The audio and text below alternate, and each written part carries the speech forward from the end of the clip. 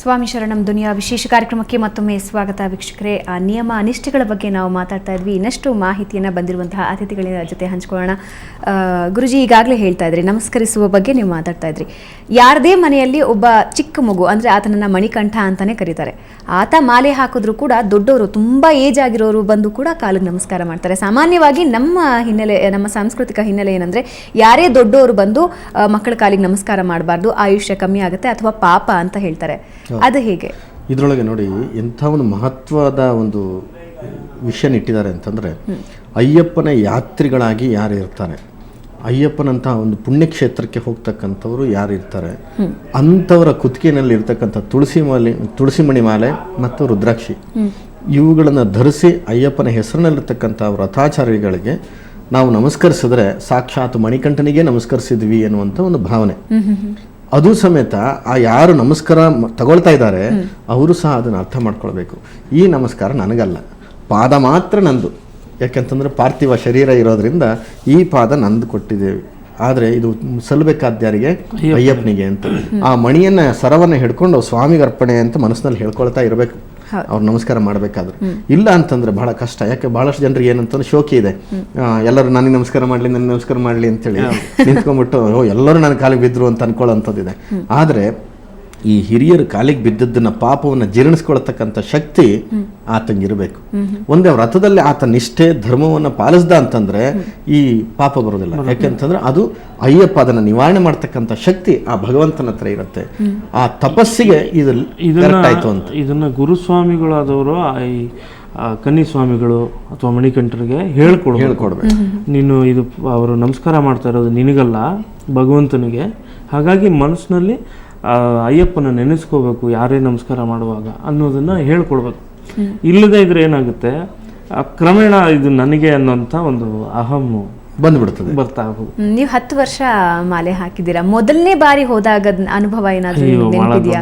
ಯಾಕಂದ್ರೆ ನೀವಾಗೆ ಹೇಳ್ತಿದ್ರಿ ಭಯ ಇರುತ್ತೆ, ಆತಂಕ ಇರುತ್ತೆ ಅಂತೆಲ್ಲ. ಅಲ್ಲ, ಈ ಇಡೀ ಕೆಲವು ವಿಚಾರಗಳು ಹೇಗೆ ಅಂದ್ರೆ, ದಸರಾಗೆ ನಾವಿಲ್ಲಿಂದ ಬೆಂಗಳೂರಿನಿಂದ ಮೈಸೂರು ದಸರಾ ಮುಗಿದ ಸಂಜೆ ಹೋಗ್ಬಾರ್ದು.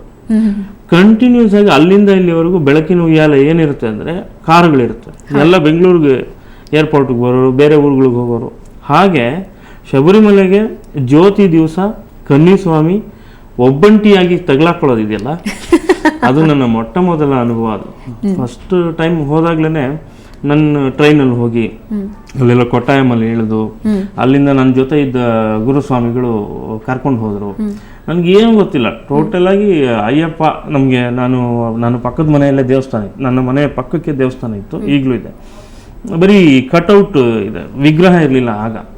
ಬರೀ ಒಂದು ಕಟೌಟ್ ಅನ್ನು ಇಟ್ಟು ಪೂಜೆ ಮಾಡ್ತಾರೆ ಬಹಳ ಅಜ್ಜ ಒಬ್ರು. ಅದು ಒಂದು ಗುಡಿಸ್ಲಲ್ಲಿ. ಸೊ ಕ್ರಮೇಣ ಅದೀಗ ದೊಡ್ಡ ದೇವಸ್ಥಾನ. ಅದು ನಮ್ಗೆ ಅಷ್ಟೇ ಗೊತ್ತು. ಆ ದೇವಸ್ಥಾನದಲ್ಲಿ ಆಟ ಆಡ್ತಿದ್ವಿ ನಾವು, ಓಡಾಡ್ಕೊಂಡು ಆ ಗುಡಿಸಲ ಕೆಳಗಡೆ. ಅದು ಕ್ರಮೇಣ ಅಯ್ಯಪ್ಪ ಅನ್ನೋದು ಅದು ಗೊತ್ತಾಗ್ತಾ ಯಾವಾಗ ನಾನು ಹೋಗ್ಬೇಕು ಅಂತ ಅಂದ್ಕೊಂಡೋ ಅಥವಾ ಕರೆಸ್ಕೊಂಡ್ರೋ ಗೊತ್ತಿಲ್ಲ, ಹೋದ್ನಲ್ಲ. ಮೊದಲೇ ಕನ್ನಿಸ್ವಾಮಿ, ನನಗೇನೂ ಗೊತ್ತಿಲ್ಲ, ಭಾಳ ಚಿಕ್ಕವನು. ಹೋದರೆ ಆ ಬೆಟ್ಟದಲ್ಲಿ ಬಿಟ್ಬಿಟ್ರು ನನ್ನ, ಮಿಸ್ ಆಗಿಬಿಟ್ಟೆ ನಾನು, ಕರ್ಕೊಂಡು ಹೋಗಿದ್ದವರು. ಅಲ್ಲಿಂದ ಹೋದೆ ಏನೂ ಗೊತ್ತಿಲ್ಲ. ಅದು ಜ್ಯೋತಿಗೆ ಅಂದರೆ ಲಕ್ಷಾಂತರ ಜನ ಇರ್ತಾರೆ. ಅದು ನನಗೆ ಹೇಗಾಯಿತು ಅಂದರೆ, ಪಂಪಾಗಿ ಬಂದು ಜ್ಯೋತಿ ನೋಡಿದ್ದೀನಿ, ಮತ್ತೆ ದೇವ್ರು ನೋಡಿ ಒಬ್ಬನೇ ಬಂದು ಯಾರೋ ಗುರುಸ್ವಾಮಿಗಳ ಹತ್ರ ಹೋಗಿ, ಸ್ವಾಮಿ ನಾನು ಹಿಂಗೆ ತಪ್ಪಿಸ್ಕೊಂಬಿಟ್ಟಿದ್ದೀನಿ, ಇರುಮುಡಿ ಇಳಿಸ್ಬೇಕು ಮತ್ತೆ ಇಡಬೇಕು, ಪ್ರತಿಯೊಂದನ್ನು ಬೇರೆಯವರಿಂದ. ಇಲ್ಲ, ಅಷ್ಟು ದೂರ ಹೋದ್ಮೇಲೆ ಇನ್ಯಾರೋ ಗುರುಸ್ವಾಮಿ ಸಿಗ್ತಾರೆ, ಅವ್ರ ಕೈಲಿ ಮಾಡಿಸ್ಕೊಳ್ಳೋದು. ಹಿಂಗೆಲ್ಲ ಆಗಿ ಕೊನೆಗೆ ಬಂದು ಆ ಜನ ನೋಡಿ ನನಗೆ ಮೂರ್ಛೆ ಬರೋ ಥರ ಆಗ್ಬಿಟ್ಟಿತ್ತು. ಸೊ ಅದು ನೋಡಿ ಮತ್ತೆ ಜ್ಯೋತಿ ನೋಡಿ ಬಹಳ ಅದ್ಭುತವಾದ ಅನುಭವ.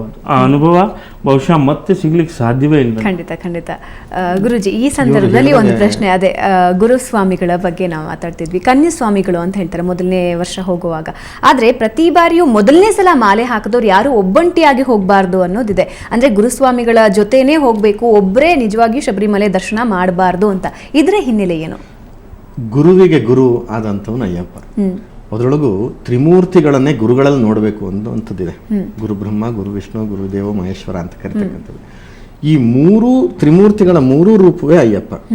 ಹರಿ ಹರ ಬ್ರಹ್ಮನ ಸಂಪೂರ್ಣವಾಗಿರ್ತಕ್ಕಂಥ ಒಂದು ಘನರೂಪವೇ ಅಯ್ಯಪ್ಪನಾಗಿರ್ತಕ್ಕಂಥದ್ದು.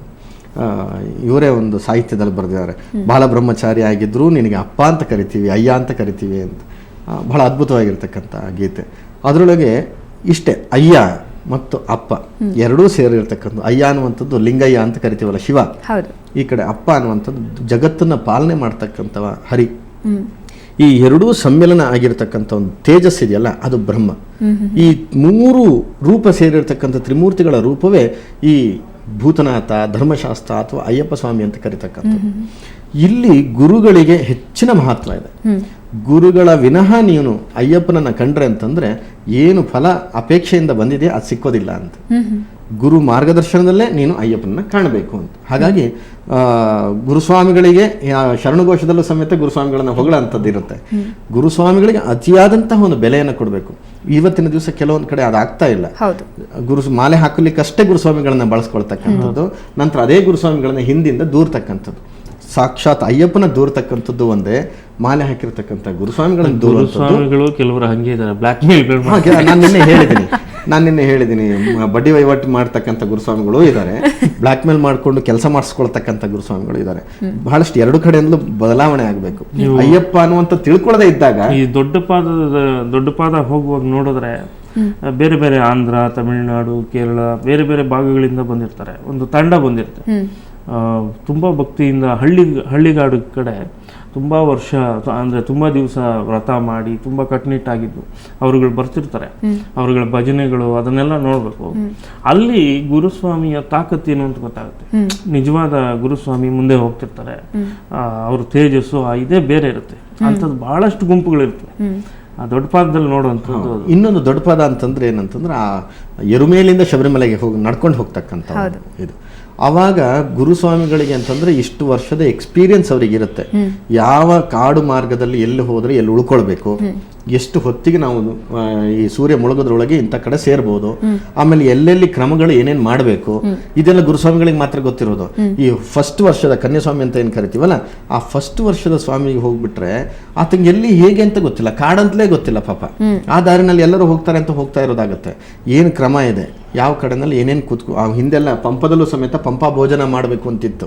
ಅಂದ್ರೆ ಬಿಡಾರವನ್ನ ಹಾಕೊಂಡು ಒಂದು ಬೇಟೆ ತರ ಎಲ್ಲ ಮಾಡ್ಬಿಟ್ಟು ಅಲ್ಲೇ ನಂತರ ಎಲ್ಲ ಅನ್ನವನ್ನ ತಂದು ಪಂಪಾ ಭೋಜನ ಅಂದ್ರೆ ಅಲ್ಲೇ ಅಡಿಗೆ ಮಾಡಿಬಿಟ್ಟು ಆ ನಂತರ ಊಟ ಎಲ್ಲ ಆದಮೇಲೆ 101 ಅಥವಾ 108 ಒಲೆಗಳಿಂದ ಬೂದಿನ ಹೆಕ್ಕೊಂಡ್ಬರ್ಬೇಕು. ಆ ಬೂದಿಯನ್ನು ಸಾಣಿಸಿಟ್ಕೊಳ್ಬೇಕು ಅನ್ನೋದಿತ್ತು.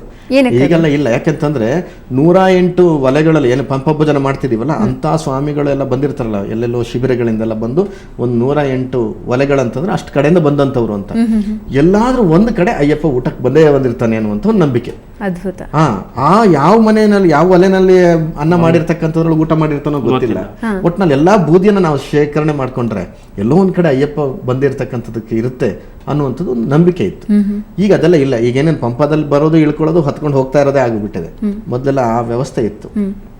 ಆ ಕ್ರಮಗಳು ಗೊತ್ತಿರಬೇಕಾದ್ರೆ ಎಕ್ಸ್ಪೀರಿಯನ್ಸ್ಡ್ ಗುರುಸ್ವಾಮಿ ಇರಬೇಕು. ಹೀಗೆ ಮಾಡಿದ್ರೆ ಹೀಗೆ ಅಂತ. ಯಾಕೆ ಪಂಪ ಭೋಜನ ಮಾಡುವೆ ನೀವು ಯಾಕೆ ಅಂತ ಕೇಳಿದಾಗ ಅದನ್ನ ಹೇಳುವಂತಹ ಒಂದು ಶಕ್ತಿ ಆ ಗುರುಸ್ವಾಮಿ ಗೊತ್ತಿರಬೇಕು. ತುಳಸಿ ಮಣಿ ಯಾಕೆ ಹಾಕಬೇಕು ಅನ್ನೋದು ಎಷ್ಟೋ ಗುರುಸ್ವಾಮಿಗಳಿಗೆ ಗೊತ್ತಿಲ್ಲ. ತುಳಸಿ ಮಣಿಯಲ್ಲಿ 108 ಮಣಿನೇ ಯಾಕೆ ಬೇಕು ಅಂತ ಗೊತ್ತಿಲ್ಲ. ಯಾಕೆ 75 ಮಣಿ ಇರಬಾರ್ದು, 100 ಮಣಿ ಯಾಕಿರಬಾರ್ದು? ಅಯ್ಯಪ್ಪನಿಗೆ 108 ಶರಣಘೋಷವೇ ಯಾಕೆ ಅಂತ ಗೊತ್ತಿಲ್ಲ. ಅಖಿಲಾಂಡ ಕೋಟಿ ಬ್ರಹ್ಮಾಂಡ ನಾಯಕ ಅಂತ ಕರೆದಾಗ, ಇಡೀ ತ್ರಿಮೂರ್ತಿಗಳೇ ಅವನೊಳಗೆ ಸೇರಲ್ಪಟ್ಟಿದ್ದಾರೆ ಅಂತ ಕರೆದಾಗ, ಆ ತ್ರಿಮೂರ್ತಿಗಳ ಶಕ್ತಿಯೇ ಅವನಲ್ಲಿ ಇದ್ದಾನೆ ಅಂತಂದಾಗ, ಇಡೀ ಜಗತ್ತೇ ಅವನ ಮುಂದೆ ಇದೆ ಅಂತಂದಾಗ ಆಗ ಇದು ಗೊತ್ತಾಗುತ್ತೆ. ಏನು ಈ 108 ಯಾಕೆ ಅಂದ್ರೆ, ನಾವು ಈಗ ಜ್ಯೋತಿಷ್ಯದಲ್ಲಿ ಸಮೇತ 27 ನಕ್ಷತ್ರಗಳು ತಗೋತೀವಲ್ಲ, ಒಂದೊಂದು ನಕ್ಷತ್ರಕ್ಕೆ 1 ಪಾದಗಳು ಅಂತೀನಿ. ಆ 27 ನಕ್ಷತ್ರಕ್ಕೆ ಒಂದು ನಕ್ಷತ್ರಕ್ಕೆ 4 ಪಾದಗಳು ಅಂತ. ಈ 27 ನಕ್ಷತ್ರಕ್ಕೆ ಲೆಕ್ಕ ಹಾಕಿದಾಗ ಏನಾಯ್ತು, 108 ಪಾದಗಳು ಅಂತ ಆಯ್ತು. ಈ 108 ಹಾಕಿದಾಗ ಇಡೀ ಬಹುಮಂಡಲವನ್ನ ಸುತ್ತು ಬಂದಂಗೆ ಆಯ್ತು, ಇಡೀ ಬ್ರಹ್ಮಾಂಡವನ್ನ ಸುತ್ತದಾಗ ಆಯ್ತು. ಆ 108 ಪಾದಗಳಿಗೂ ಸೇರಿ ಒಂದೊಂದು ಶರಣಘೋಷ. ಅಂದ್ರೆ ಈ ಪ್ರಪಂಚವೇ ಇವನ ಒಳಗಡೆ ಲೀನವಾಗಿದೆ. ಒಂದೊಂದು ಶರಣಘೋಷವೂ ಸಹ ಒಂದು ಸುತ್ತು ಭೂಮಿಯ ಪ್ರದಕ್ಷಿಣೆ ನಾನು ಮಾಡ್ತಾ ಇದ್ದೀನಿ ಅಂತ ಅದ್ಭುತವಾದಂಥ ಕಾನ್ಸೆಪ್ಟ್. ನಿಜವಾಗ್ಲೂ ಅದು ಗೊತ್ತಿರಬೇಕು. ಜೊತೆನಲ್ಲಿ ಇವ್ರು ಕನ್ಯಾಸ್ವಾಮಿ ಹೇಳಿದಾಗ, ಇವ್ರ ಎಕ್ಸ್ಪೀರಿಯನ್ಸ್ ಹೇಳಿದಾಗ ನನಗೆ ಅನ್ನಿಸ್ತು, ನಾನು 7 ವರ್ಷದ ಮಗು ಅವಾಗ ನಮ್ಮ ಅಪ್ಪ ಕರ್ಕೊಂಡು ಹೋಗ್ಬೇಕಾದ್ರೆ. ಬಹಳ ಹಿಂದಿನ, ಅವಾಗ ಅಷ್ಟು ವ್ಯವಸ್ಥೆಗಳು ಇರಲಿಲ್ಲ, ಏನೂ ಇರಲಿಲ್ಲ. ನಾಳೆ ಸಾಯಂಕಾಲ ಜ್ಯೋತಿ ಕಾಣಬೇಕಾಗಿತ್ತು. ಅವತ್ತಿನ ದಿವಸನೇ ಬೆಳಿಗ್ಗೆ ಇವರು ದೇವ್ರ ದರ್ಶನ ಮಾಡ್ಕೊಂಡ್ ಬರ್ತೀನಿ ಅಂತ ಹೇಳಿದ್ರು. ನಾವು 5 ಜನ ಹೋಗಿದ್ದು. ಹೋದಾಗ ನಮ್ಮ ತಂದೆ ಏನು ಹೇಳಿದ್ರು, ಇಲ್ಲ ಪಂಪಕ್ಕೆ ಹೋಗ್ಬಿಡೋಣ ಅಂತ. ಇವರಲ್ಲಿ ಜೊತೆಗಿದ್ದವ್ರು ಬಿಡಲಿಲ್ಲ. ಶಬರಿಮಲೆ ಎಷ್ಟು ದೂರಿಂದ ಬಂದಿದ್ದೀವಿ ನಾವು, ಆಗಿನ ಕಾಲದಲ್ಲಿ ಬಹಳ ಕಷ್ಟ ಇತ್ತಲ್ಲ, ಈ ಜ್ಯೋತಿ ನೋಡ್ಬೇಕಾದ ದಿವಸ ನೀವು ಕೆಳಗಡೆ ಪಂಪಕ್ಕೆ ಕರ್ಕೊಂಡು ಹೋಗ್ತೀನಿ ಅಂತೀರಲ್ಲ ಅಂತ ಗುರುಸ್ವಾಮಿಗಳ ಮೇಲೆ ಸ್ವಲ್ಪ ಜಟಪಟ್ಟಿ ಆಯ್ತು. ಇಲ್ಲ ನಾನು ಹೋಗ್ತೀನಿ ಅಂತ, ಅವ್ರು ಬರೋಲ್ಲ ಅನ್ನೋದಕ್ಕೆ. ಸರಿ ಹಾಗಾದ್ರೆ ನನ್ನ ಮಗನ ಕರ್ಕೊಂಡು ನಾನು ಹೋಗ್ತೀನಿ, ನೀವು ನಿಧಾನಕ್ಕೆ ಬನ್ನಿ ಅಂದರು. ಆವಾಗ ಸ್ವಲ್ಪ ಅವರು ಒಪ್ಕೊಂಡು ಬಂದರು. ಬಂದುಬಿಟ್ಟು ಪಂಪಕ್ಕೆ ಬಂದ ತಕ್ಷಣ ಅಲ್ಲಿ ಸ್ನಾನ ಮಾಡ್ಸಕ್ಕೆ ಮತ್ತೆ ಕೂತ್ಕೊಂಡ್ರು. ನನಗಿನ್ನೂ ನಾನು ಹತ್ತಿದ್ದು ಹಠ ಮಾಡಿದ ನೆನಪಿದೆ. ಯಾಕಂದ್ರೆ ಶಬರಿಮಲೆಗೆ ಹೋಗ್ಬೇಕಾದ್ರೂ ಸ್ನಾನ ಮಾಡಿಸ್ತೀರಾ, ಇಳಿಸಿದ ತಕ್ಷಣ ಸ್ನಾನ ಮಾಡಿಸ್ತೀರಾ ಆ ತಣ್ಣೀರಿನಲ್ಲಿ, ನಾನು ಮಾಡಲ್ಲ ಅಂತ. ಅವಾಗ ಇವ್ರು ಎತ್ತೆತ್ತಿ ಕುಕ್ಕಿದ್ದು ನೆನಪಿದೆ ನೀರೊಳಗಡೆ. ಅಷ್ಟು ಹೊತ್ತಿಗೆ ಏನಾಗಿದೆ, ಓ ಅಂತ ಗಲಾಟೆ ಕೇಳಿಸ್ತು, ಆನೆಗಳು ಕಿರ್ಚಿದ್ ಕೇಳಿಸ್ಬಿಡ್ತು. ಯಾಕೆಂತಂದ್ರೆ ಶಬರಿಮಲೆಗೆ ಬೆಂಕಿ ಬಿದ್ದಿತ್ತು ಅವಾಗ. ಅಂದ್ರೆ ಆ ಹೋಟೆಲ್ಗಳು ಮಾಡ್ಕೊಳ್ತಾವಲ್ಲ, ಆ ಮಡ್ಲು ತೆಂಗಿನ ಗರಿಗಳು ಮಾಡ್ಕೊಳ್ತಾ ಹೋಗಿದ್ದಕ್ಕೆ ಒಂದಕ್ಕೊಂದು ಬೆಂಕಿ ಹಬ್ಕೊಂಡು ದೊಡ್ಡ ಬೆಂಕಿ ಆಯ್ತು. ಆನೆಗಳೆಲ್ಲ ನುಗ್ಗಿದ್ವು, ಬಹಳ ದೊಡ್ಡ ದುರಂತ ಆಗೋಯ್ತು. ಅವಾಗ ಇವ್ರ ಜೊತೆಗಿದ್ದವರೆಲ್ಲ ಬಂದು ಅಪ್ಪಂಗೆ ನಮಸ್ಕಾರ ಮಾಡಿದ್ರು. ನಾವು ಅಲ್ಲಿದ್ದಿದ್ರೆ ತುಳಿತಕ್ಕೆ ಸತ್ತೋಗ್ತಿದ್ವೇನೋ, ಇಳಿಸ್ಕೊಂಡ್ ಬಂದಿದ್ದೀರಾ, ಅಯ್ಯಪ್ಪ ನಿಮ್ಗೆ ಕರ್ಸಿದಾನೆ ಅಂತ. ಅದೊಂದು ಎಕ್ಸ್ಪೀರಿಯನ್ಸ್, ಅದ್ಭುತವಾದಂತಹ ಒಂದು. ಇದ್ರ ಬಗ್ಗೆ ನಿಮ್ಮ ಜೊತೆ ಇನ್ನಷ್ಟು ಮಾತಾಡ್ತೀನಿ. ಸೊ ವೀಕ್ಷಕರೇ, ಇದ್ರ ಬಗ್ಗೆ ಇನ್ನಷ್ಟು ಚರ್ಚೆ ಇದೆ. ಅದಕ್ಕೂ ಮುಂಚೆ ಒಂದು ಸಣ್ಣ ವಿರಾಮ.